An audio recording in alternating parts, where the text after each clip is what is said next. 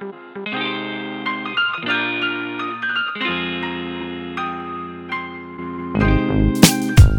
evening and welcome to Nobody Asked Me Guys Show. Guys, I'm your host, Melvin Casey Lars, and as always, you know how we do it here. We don't waste your time with cookie cutter questions and pontificating about things that doesn't matter. This evening, we'll be having a very serious conversation with Mr. Henry Whitehorn. I call him Sheriff Whitehorn. Anytime you win an election and people go back twice and they still lose, and then now you have to come back and do it again. So as far as I'm concerned, I'm just telling my audience, you know how I am. So we have with us this evening Mr. Henry Whitehorn Sr., and also will be co-hosting with me is Dr. Pierre, and he'll be talking about some things as far as the sheriff race and the importance of it, and Dr. Pierre will do some follow-up things as well. And all of us understand very clearly how important it is to get out and vote, and all of us understand clearly, as you can see in the background, people love to talk about Dr. Martin Luther King, and they seem to forget that he lost his life because he was out fighting for the rights for people to vote, etc. So we do not want to insult him by not doing that. So without further ado, we want to welcome Mr. Henry Whitehorn Sr. How are you this evening, sir? I'm doing great, Melvin, and thank you for inviting me on your show. Well, listen, it's certainly a pleasure, and we certainly respect the fact that you've agreed to be here.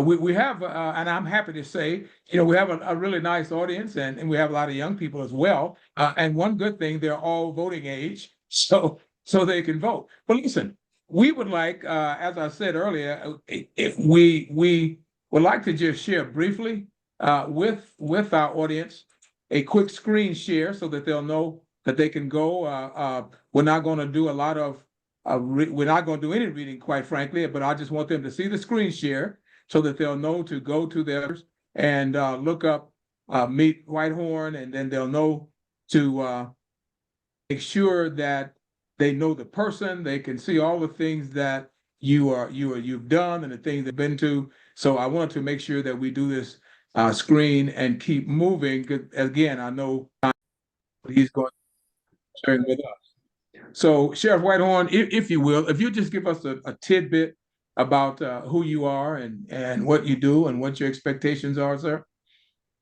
Thank you, Melvin. My name is Henry Whitehorn, as everybody know. I've been in law enforcement for the last 40 plus years. I have over 4 decades of law enforcement experience, 49 years of public service. I'm also an Air Force veteran, United States Air Force veteran. And this race has really galvanized this community here in Caddo Parish. I think folks understand now the importance of this one vote and how important your voices are. As Melvin said, Dr. King gave his life so that we could have this right. But not only Dr. King, men and women of all races in this country fought for this right. And so it's critical that we try to help folks understand how important it is. As I said, 40 years of law enforcement. I served as the superintendent of the Louisiana State Police. I served as the Deputy Secretary of Public Safety Services for the state of Louisiana. I've served as Chief of Police for the city of Shreveport. I was appointed by President Barack Obama as the United States Marshal for the Western District of Louisiana, where I retired after 10 years. I also served as I mentioned Chief of Police for the city of Shreveport, but also the Chief Administrative Officer for the city of Shreveport. So I have lots of experience in administration and in law enforcement that I bring to the table for this particular position. I've worked with the law enforcement community all over this country. I'm a lifetime member of the National Organization of Black Law Enforcement Executives. I'm a lifetime member of the International Association of Chiefs of Police and graduate of the FBI Academy, the National Executive Institute, and completed coursework at Harvard University, Kennedy School of Government. Sheriff Whitehorn, as I said, please forgive me when I'm going to call you Sheriff Whitehorn. I am just really baffled, to be quite honest with you. I know there's a lot of politics involved, and I when I read these headlines, about debating and not going to debate it. I mean, my question, if you don't mind that, what in the world would we debate? My, I think about, and I'll be brief with this. Having been a high school athlete, college athlete, professional athlete, inside NFL locker rooms and things like that. I mean, what would I debate with someone that says, I want to talk about what happens in the NFL locker room because I've talked to a lot of NFL players and I'm the best person to represent the conversation. What would you say to a question like that?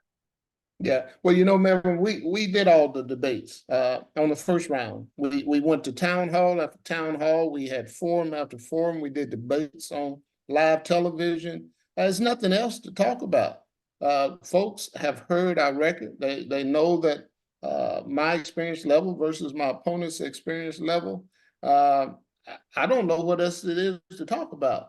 Right now, our issue is we need to get out and vote and go ahead and finish this election and put the best man in office. This is not about Henry Whitehorn anymore. This is about what's right for the citizens of Caddo Parish and making sure that we have the person in office that knows how to do the job and can get the job done. A lot of times, when we look at law enforcement, people, the trust in law enforcement is not what it used to be, certainly. And so we're talking about putting a man in office that has zero experience in law enforcement in the top law enforcement position in the parish. And it just doesn't make sense. And I'll be honest with you, I don't believe we would be in this situation if the shoe was on the other foot. Absolutely not. Now we have some guests with us, and I want our guests to feel free to ask any questions or share anything. As I open the show, Sheriff Whitehorn is pressed for time, and if you will, you have any specific questions, if you'll please share them at this time. I know you're there because we've chimed you in already. Okay, well, I tell you what, Sheriff Whitehorn. I see one hand, Miss Carrie. Okay, go ahead, Miss Carrie. I can't see you on my screen. I'm sorry. Thank you very much. Thank you very much. And I consider it a privilege to be part of this. My name is Carrie Haver, and I am the health chair of the Muskegon branch NAACP, and quite interested in this situation here. But I'd like to hear a little more about what's going on. You said they're putting someone else in or trying to vote on another individual. Can you explain that just a little bit for me? Yes, ma'am. Ms. Carey, we started this race with, I believe, 6 candidates. And it came down to a runoff between myself and another opponent. My opponent is an attorney. He served 1 term on our city council, and he's been an attorney for approximately 20 years, he said. Mainly, from what I know about him, is defense law in federal court. No law enforcement experience. I have over 40 years of law enforcement experience. I've led multiple agencies with employees upward of 3,000. Major organizations like the Louisiana State Police, the U.S. Marshal Service. I served as chief of police. I've served as the Deputy Secretary for Public Safety for the entire state of Louisiana. I've served as the CEO for the city of Shreveport. So I've not only have the executive law enforcement experience, but I also have the executive administrative experience. My opponent, to my knowledge, hasn't supervised anybody except maybe a couple of people in an office. He's never led anything. He served 1 term on the council and said that he was going to not run again because he wants to spend more time with his family. And that's about all I know about the gentleman. I did work with him when I was CAO and he served on the council. We had a few conflicts, but nothing major. In fact, I kind of like the guy. But this is not about liking. This is about who can best serve the citizens of Caddo Parish. And I've told folks over and over again that I believe if the shoe was on the other foot, if he had all the experience and I came in as an attorney, folks would say I was crazy to try to compete against this man. And so I'm just baffled as to how all of a sudden we can say that experience doesn't matter. Go fill out a job application somewhere. And one of the questions or several of the questions is going to be list your experience. What have you done? Most job descriptions have qualifications that require a certain level of experience to even qualify for a job. And so now we want to tell our children, after we've told them to go get your education, go prepare yourself, get some start at the bottom, work your way up, get that experience so that you can, support your family later. And now we're going to tell them your experience doesn't matter. That's the part that gets me. And, I've proven my experience. I led the state police during Hurricanes Katrina and Rita, some of the worst natural disasters in this country. I was in charge of all the law enforcement operation for those disasters. I've led through a pandemic. I've reduced crime to its lowest level in 30 years in the city of Shreveport when I was chief of police. Reduced homicides by 54%. My record is clear that I can get the job done. The individual I'm running against doesn't have a record. But because he doesn't look like me, it's okay. That's what gets me. This is about what's best for the citizens of Caddo Parish. We're in a violent crime crisis across this country. And we want to say that the chief law enforcement position in the parish is not a law enforcement position. In fact, the incumbent said that it was more like being running a business. The sheriff is like running a business. I can understand that. He said it's more like being a CAO for the city. Well, I'm the only one in the race that's been a CAO and led a major organization. So tell me why he's more qualified than I am. They can't do it. Is it my understanding, Brother Whitehorn, you said a runoff, so there was a tie? I won the election by 1 vote. Okay, you have it by 1 vote, but they want to do a runoff. No, ma'am. We did a recount. He asked for a recount. So we did a recount, a hand recount. I won again by 1 vote. Then he went to court to have the election thrown out because they said there were some irregularities, that 2 people voted twice in the election, and that folks that were now deceased had voted in the election, and that a lot of the mail-in ballots were not properly signed and witnessed and so forth and so on. And so we went to court. District court agreed with him that the election should be overturned. The 2 people that voted twice were Republicans that held leadership positions in the Republican Party. So those were not my votes. The people that were deceased at the time of the election were alive when they put their ballots in the mail. It's just unfortunate that sometimes, people are sick and they don't make it.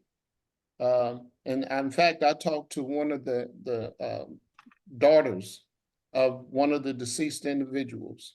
And she said, I've been trying to reach you for the last 3 months. She said, this is personal for me because I mailed my mother's ballot and she was alive and she knew who she was voting for. And so it's just the misleading information that's out there. And so we went to Second Circuit Court of Appeals for the state of Louisiana for this area. And they upheld the lower court. Our Louisiana Supreme Court refused to hear the case.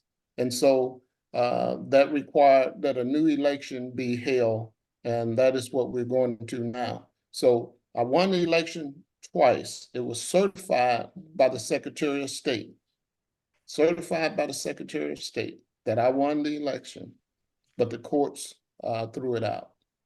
And so now we're into a special election for March 23rd. But I sympathize with you, Brother Whitehorn. But my next question, if I could, is a two-part question. And it's to you. Go right and ahead. I'm sorry. Go right ahead. It is to you, Brother Whitehorn, and to Mr. Lars. Number one, with what we've heard thus far, why has there not been any mention of the NAACP? The NAACP plays a major role in these things. I believe even with the runoff, when that happened, there should have been a complaint. The NAACP is alive and well because of things like this. And I say this, Brother Whitehorn, that it would behoove you to take that step. And I've noticed that you've been a part of a number of other organizations, but the NAACP is here for a reason. The NAACP is relevant today because of what's going on right here now. Just it's happening to you at this point, but it's happening all over. We are still dealing with a lot of things our forefathers have dealt with, and we know this. We know this. And Brother Lars, as a former president of a branch, I would think that, and you know I have much respect for you, I would think that would be an avenue that you could have, I guess, counseled with them, because the branch has an obligation, once the complaint is filed, to look into these things. And especially, I heard that 2 of the former voters were deceased at this point. People can say a lot of different things, but facts are facts. And if the votes were recounted and he still won by 1 vote, what about those rights? You have a man that's unqualified, that's running for office. And you have this guy over here that has enough qualifications for 2 or 3 different people. We're still dealing with this. And diversity does matter. And I do believe that the local NAACP should take a complaint. This should be made known throughout the county, throughout the state, as to what's going on here. Everyone does not feel that way, and everyone is not going to sit there and be quiet about it. Yeah, Miss That Carey. cannot happen. Thank you. Yes, ma'am. Miss Carey, we are working with our local chapter, NAACP, okay, here. And this election has actually gone national. The National Democratic Party has soldiers on foot soldiers on the ground here. I met with Dr. Alexia Mays. She's a contractor with the National Democratic Party. And one of the things that they're saying now is that this election has become a prototype of how they're going to go across the country, educating folks about their vote and why their vote matters. This is bigger than me. It's bigger than this parish, and it's bigger than this state now. This thing is nationwide, and I'm getting calls from all over the country. I've been in touch with Congressman Troy Carter, Cedric Richmond, those folks, former Senator Mary Landrieu. People are really paying attention to what's about to take place in Caddo Parish, Louisiana. Okay. Anyone else have any questions? Sheriff Whitehorn is pressed for time, and we're trying to be respectful of that. I see one of our great friends here, Mr. Burton. I see you're here, sir, and it's great to see you. You have any questions or comments you'd like to share?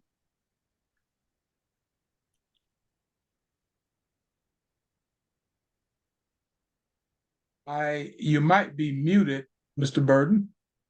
Excuse me.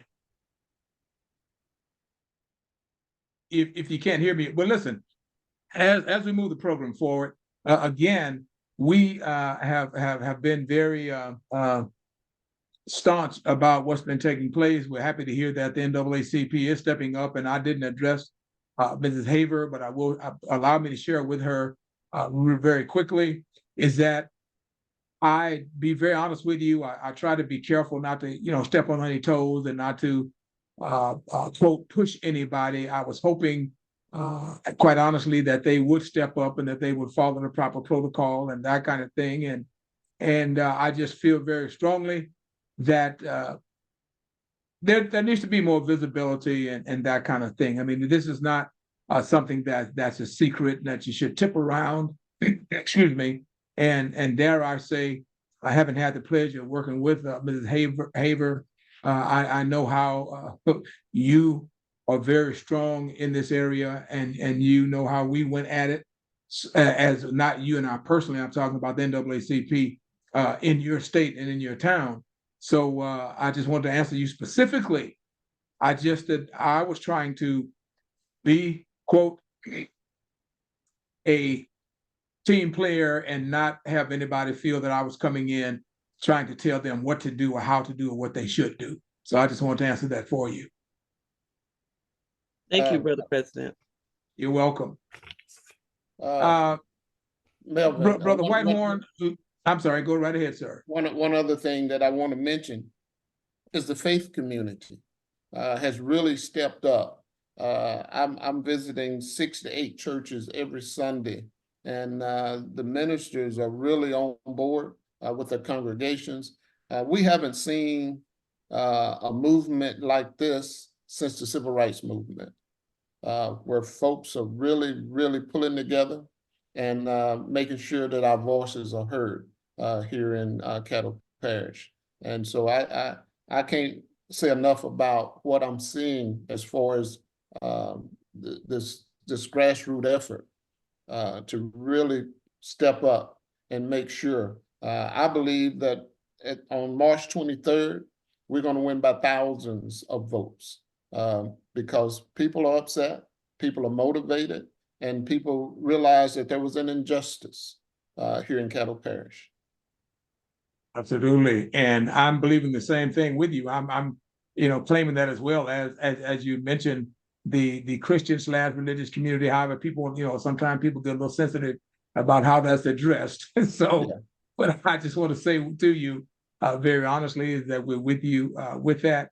I see Mr. Burton has come back, and as I said to our audience earlier, is that we also have Dr. excuse me, Pierre with us, who's going to carry on the conversation here momentarily after Brother Whitehorn have to depart. And so we don't want you to get off, want you guys to stay on, but we do want to give anyone that's here now an opportunity to ask or share anything you'd like to share before Mr. Whitehorn have to depart.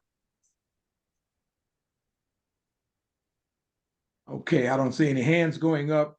I don't hear any voices. So Mr. Whitehorn, again, we respect your time. We know that it was limited, but we do respect your time of taking the time to come on with us and to explain. And you're certainly getting a lot of hearts and thumbs going up and that kind of thing. And you did an excellent job explaining because there are no questions in the chat box. So we appreciate that so very much. And we appreciate you being here, sir. Okay, thank you for having me. And I feel confident that Dr. Pierre will take charge and keep it moving.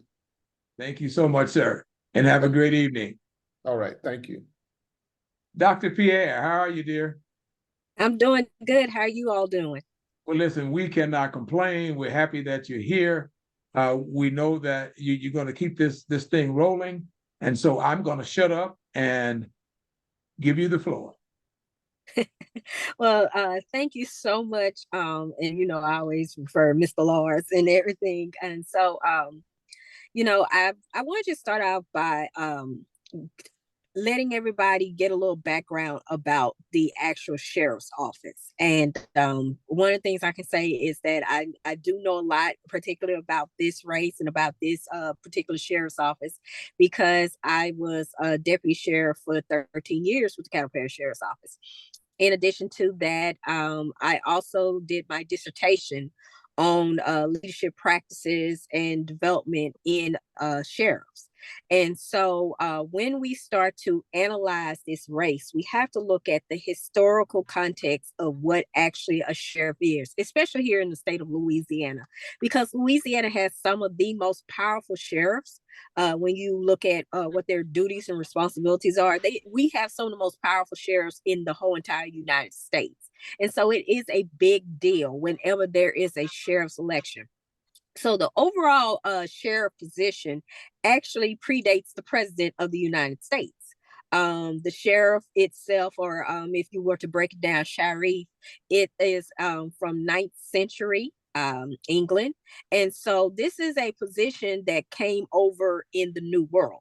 And so as we set up and our nation was forming, you had the presence of someone who was like the keeper of the land. And so that's what your sheriff actually starts and begins with.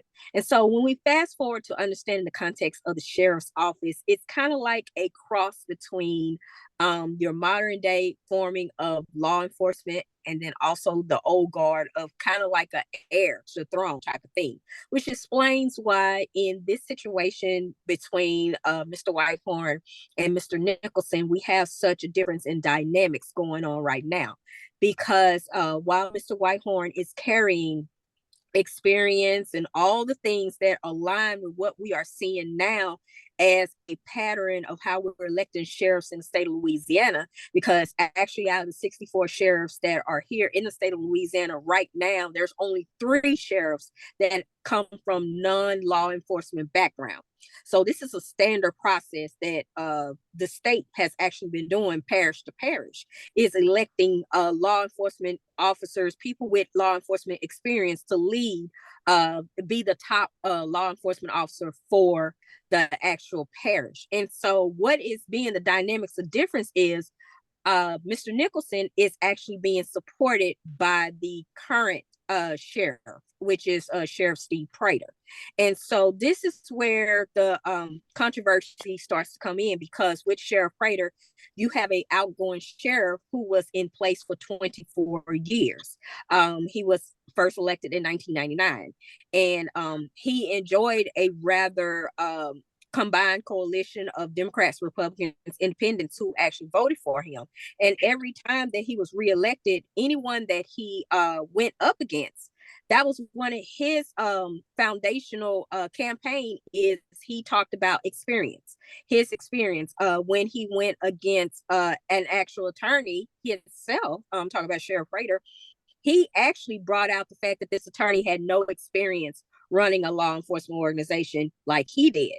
And so now we're seeing these same dynamics of he's about to transition to the pardons board, and he's picking as his successor someone who totally goes against what he once upon a time said made him the top choice when he was running.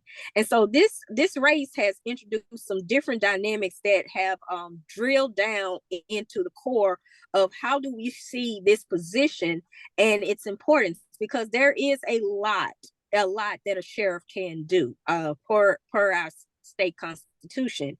And so whoever we put in this position will have a lot of influence, not just here in the parish when it comes to criminal justice reform, but they'll also have a lot of influence as well as in the state, particularly with our governor and any initiatives that the governor wants to do in relation to criminal justice reform. So it's a lot at stake with this particular sheriff's race. In any criminal justice based race, we do need to start paying more close attention to as well. Wow, that is certainly an education for us, and you know, I am just really excited as I'm sitting here listening to you and hearing I told excuse me, Brother Whitehorn, that as far as I'm concerned, he's Sheriff Whitehorn, and listening to the things he's sharing and just seeing the hearts and the thumbs going up from my audience. And I did tell him, and I was very serious, that usually when they're not putting questions in the chat box, that means that they are really listening. And I say that very honestly, and I do appreciate them, but sometimes you know how people are, they'll put a question in the chat box that the person just gave you the answer to. But when I see that they actually listen, that does make a difference. And as we're educating ourselves, that certainly has happened. So as we are here, and we have several guests again with us physically on the site, and many of them that are watching, if we have any of our guests on the site that would like to share or ask a question, please feel free to do so. If you're muted, please unmute yourselves and tell us who you are and ask your question or share your comment, please.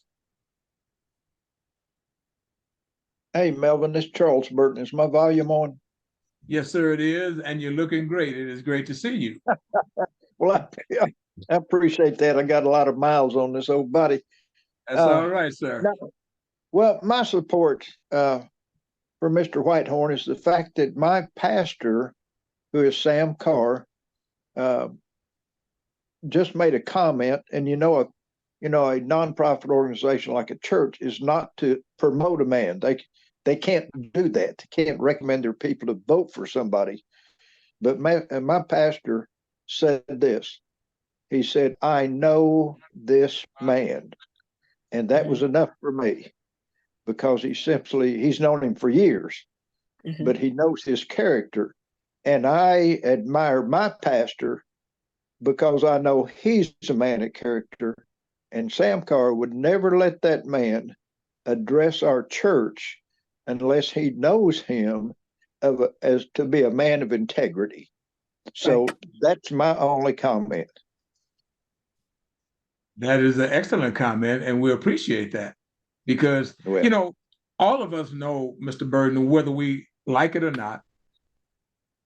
We call ourselves Christians in our type, but everybody knows that the power of the tongue can be life or death. We know that's biblical. And when we have individuals such as yourself, who's an outstanding citizen, obviously outstanding humanitarian, former, I don't know if you're still pastoring or not, but I know you're a minister, you and your wife both, etc. When you stand up and when you share, then that says volumes, because we know how people can try to destroy us, regardless of race, creed, or color, simply because of maybe their own biases or their own dislike or whatever. So it's just great that you're sharing that. And so I just want to share that with you. And we are so happy that you're here. That.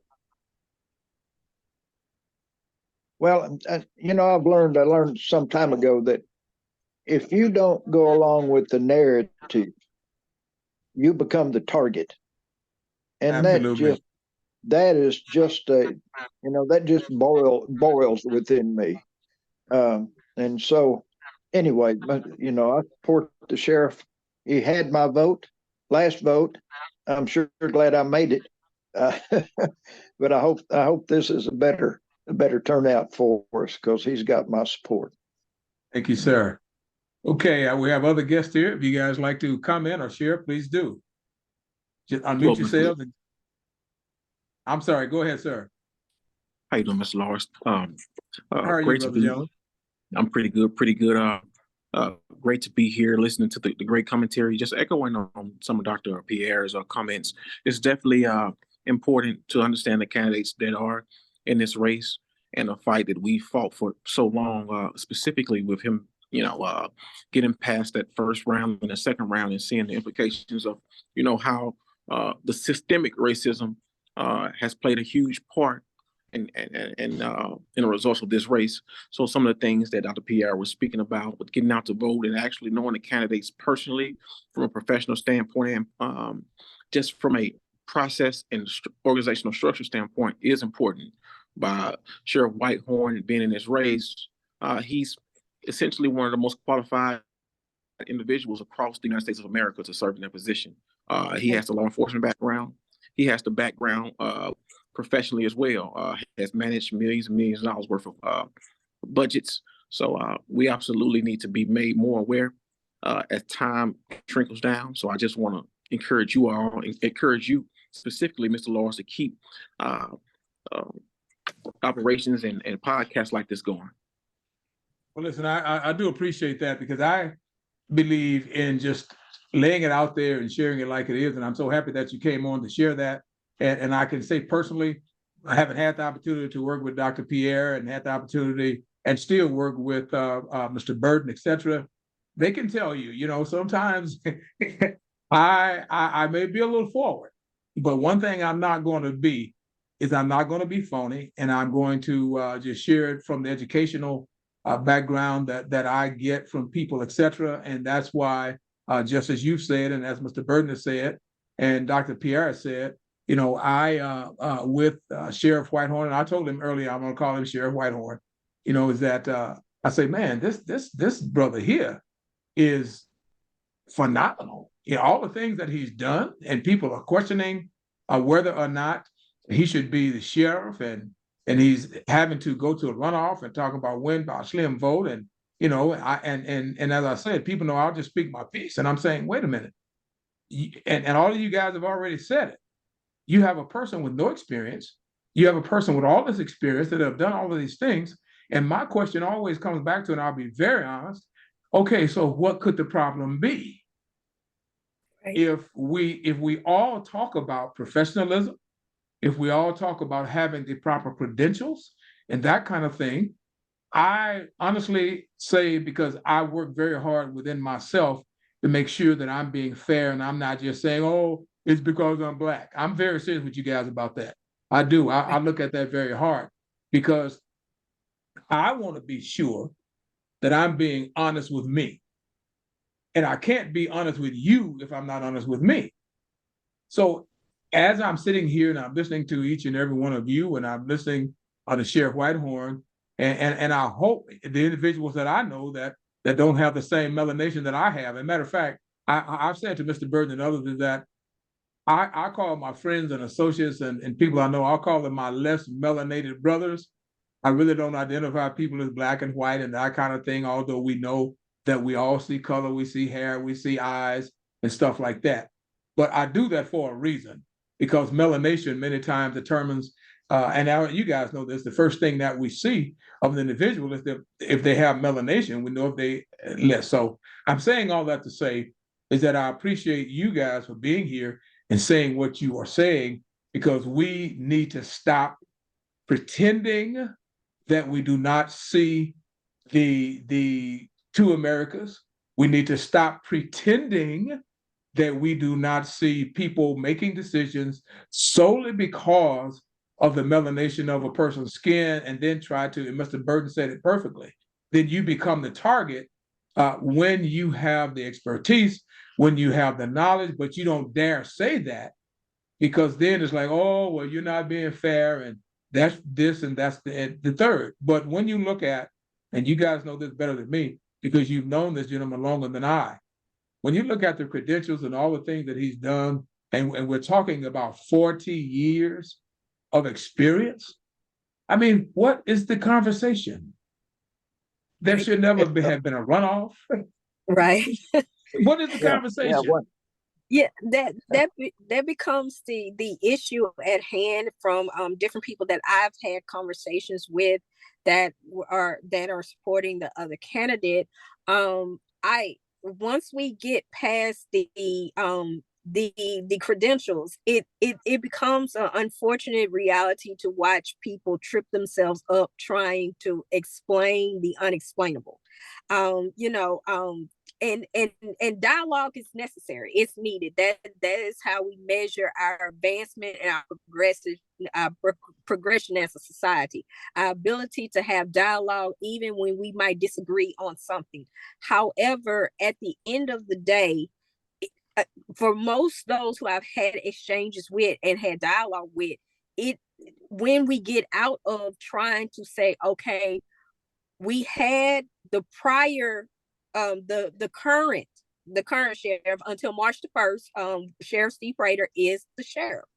When we look at the fact that if we take his resume, okay, because on a job, when you're looking to see who you're going to hire next to take the place of someone who's leaving, you're always looking at that current person and the criteria they set as your guide for who comes next.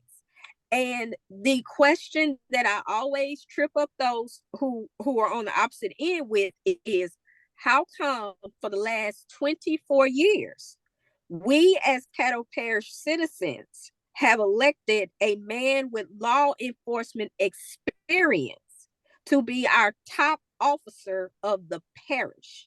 That has been the standard we, the voters, set, because again, at the end of the day, every elected official works for us.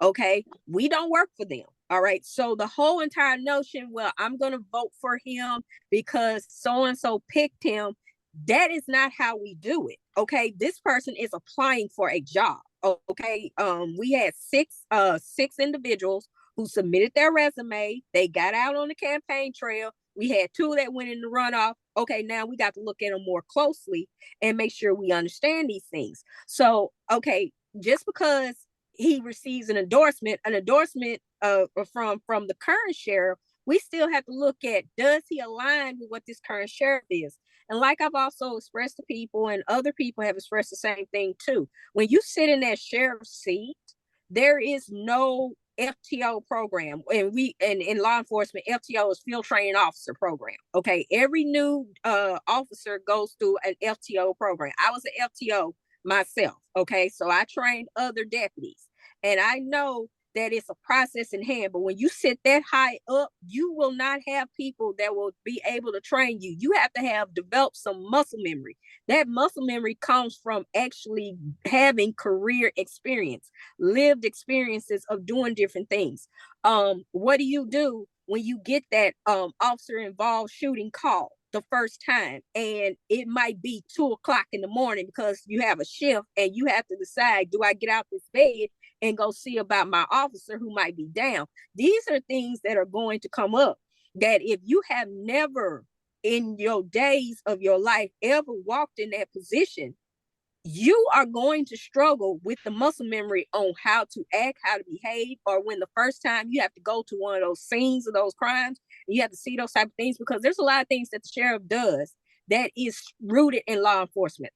I've seen it firsthand myself. So you have to have someone who has already, especially when you talk about that high up, that comes in with a muscle memory, that they understand how to operate whenever these situations kick in and they don't have anybody around them to help give them a play-by-play of this is what you're going to do, this is what you're going to do, this is what you're going to do.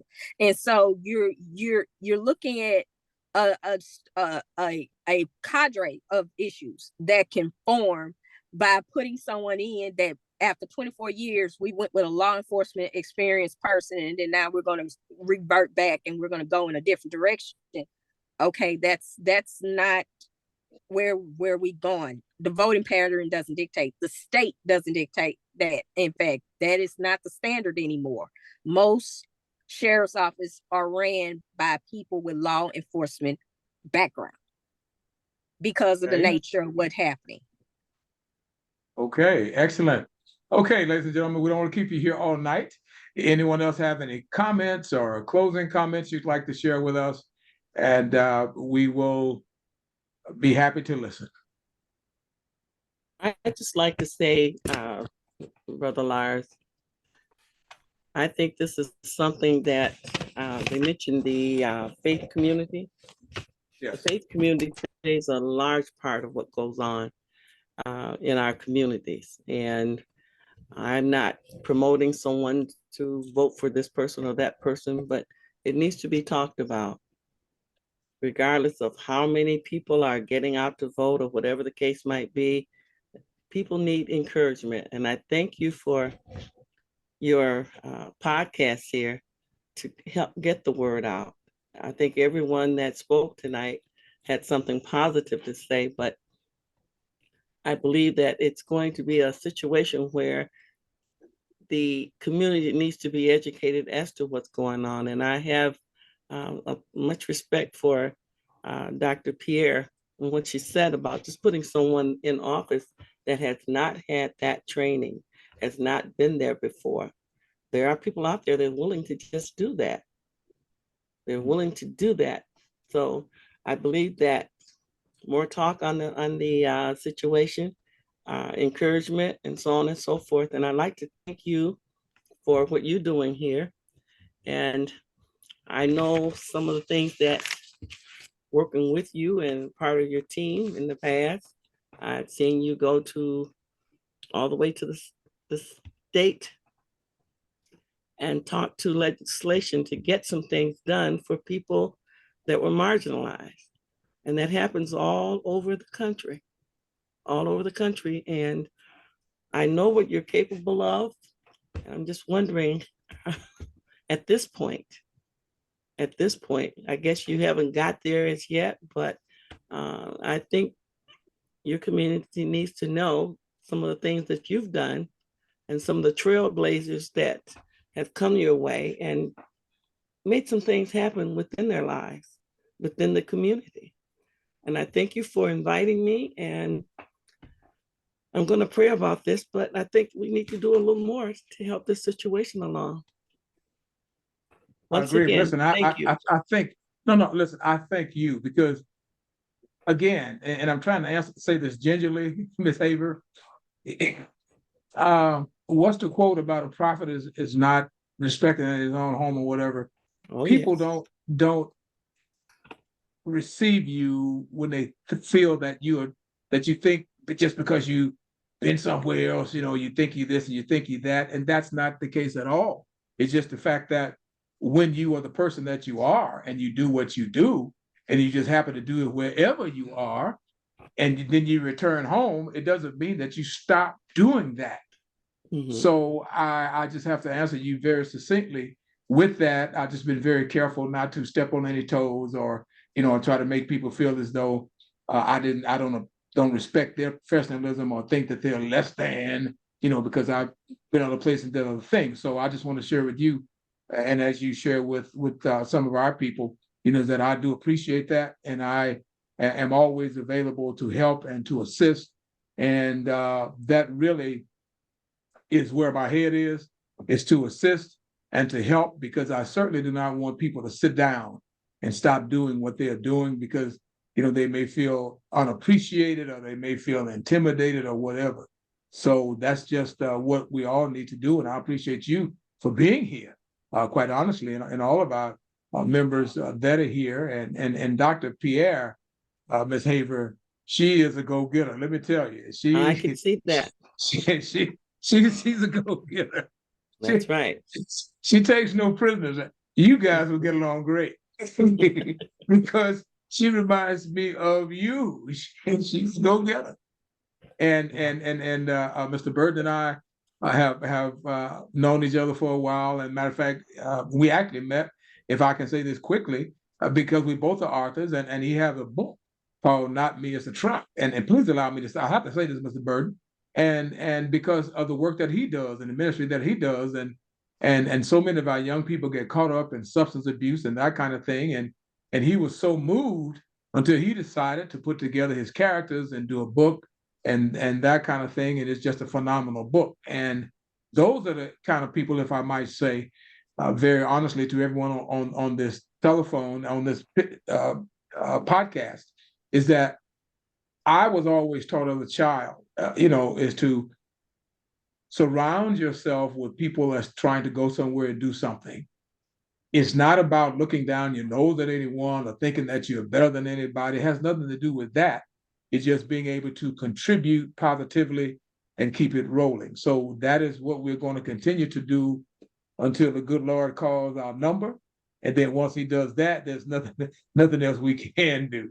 So Amen. Again, we want to appreciate everyone for being here. And we certainly want to encourage you to go out and to vote. And we certainly want to encourage you to encourage others to vote. And dare I say, I'm not speaking on behalf of any organization or church, and Mr. Burton is absolutely right. but I'm not a pastor of any church. So I can say I'm certainly going to vote for Sheriff Henry Whitehorn and everybody that I know and everybody that I'm close to. We're going to encourage to do that, because the bottom line is we preach to our children, be the best and do the best and stand up and be counted. That's all. That's all. And that's what we profess. That's what we're going to work to do. No one said anything about perfection. No one said anything about making mistakes, or no one said anything about that. And we try to trip people up with that. Is that, well, I know back in 1929, I knew it. Nobody's talking about that. We are talking about the fact is that we are growing and we are moving forward, and we're trying to get everyone to be the best that they can be. And with that, I'm shutting up. Yeah. Hey, Melvin, where do we get yard signs? Great question. Dr. Pierre might can answer that for us. Yes, you can actually get Whitehorn. If you go to the website whitehornforsheriff.com, you can actually put in a request to get your yard signs, and I'll actually pass along to also that some yard signs are being needed. Okay, great. Okay. Anyone else? Okay, guys, this has been great. This has been the Nobody Asked Me Guy show. I'm your host, Melvin Casey Lars, and we do encourage you guys to come and join us some Tuesday nights at 6 p.m. We have all kind of guests, and we talk about all kind of topics. And if time permits, if you will go to your YouTube and look up the Nobody Asked Me Guy show and subscribe to our show, we certainly appreciate it. And I'm going to publicly say I'm in a fight right now with YouTube because it's not showing all of my subscribers, and they keep saying they don't know what the problem is. So don't be discouraged if you go and you see 100. I think it's only showing 101, and we have actually 100 times that many, because we have over 1,000 subscribers. But for some reason, they talking about the algorithms and all of that. So don't be discouraged. And thank you, audience. You guys are always here with me. You always support me, and I appreciate you. So again, I'm Melvin Casey Lars, host of the Nobody Asked Me Guy show. And we appreciate each and every one of you guys, and want to bid you guys a great night. Good night. Thank you. Yeah. Thank you. Okay, ladies and gentlemen, that's a wrap. Thank you so much. Thank you. I'm glad you guys were here. And I'm going to make sure we edit it, and we're going to put the topic and all of that stuff on it. Then it's going to be relaunched on Facebook and LinkedIn and all those outlets. Okay. And I'm sure that'll happen within the next 24 hours. Okay, so have a good night, guys. All right, you too. All right.